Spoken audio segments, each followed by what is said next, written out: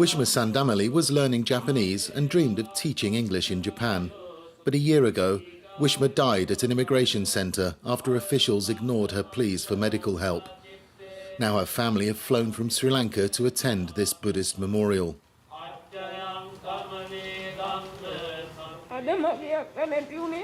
I don't believe that my sister's soul is at peace. I ask you all to pray that she can rest in peace. I'd like to change the law so that this kind of tragedy never happens again. Wishma's death has triggered a debate about how Japanese authorities treat asylum seekers. Foreigners don't come to Japan to die, they come here to live. In the last 15 years, 17 people have died in detention centres. When Wishma died, I thought, again. It didn't really surprise me. Wishma's younger sister has moved to Tokyo to pursue the family's legal action against the Japanese authorities. Wishma had come to Japan in 2017 to study, but stayed on after her visa expired. I feel very sad. This is a photo we took in Sri Lanka just before she left. I took a selfie as I felt it would be a long time before I saw her again.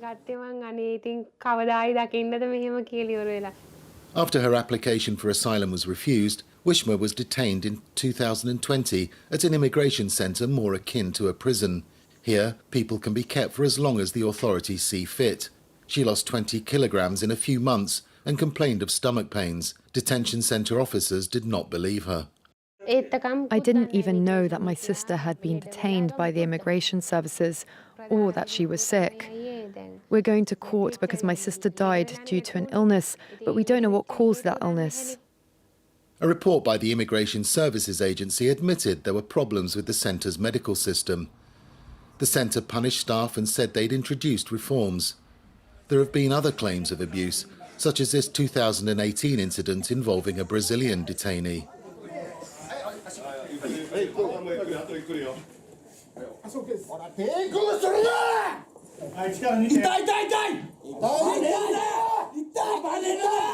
Every year, around 10,000 people apply for asylum in Japan, but fewer than 100 are accepted.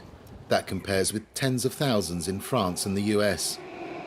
Myo, a member of the Rohingya Muslim minority persecuted in Myanmar, arrived in Japan in 2006, aged 20, with nothing but a small suitcase. Little has changed since then. He's still waiting for a decision on his application for refugee status and is not allowed to work. He has to depend on volunteer groups to survive. Cake, masks, bread. I live with this, with what they give me. I had a very positive image of Japan. I thought that I would have a real status. Frankly, if I could go back in time, I wouldn't come here. Japan, the world's third biggest economy, is contending with an aging population and labour shortages, but it refuses to open the door to mass immigration of the kind seen in Europe. As a result, new arrivals face uncertainty over their futures.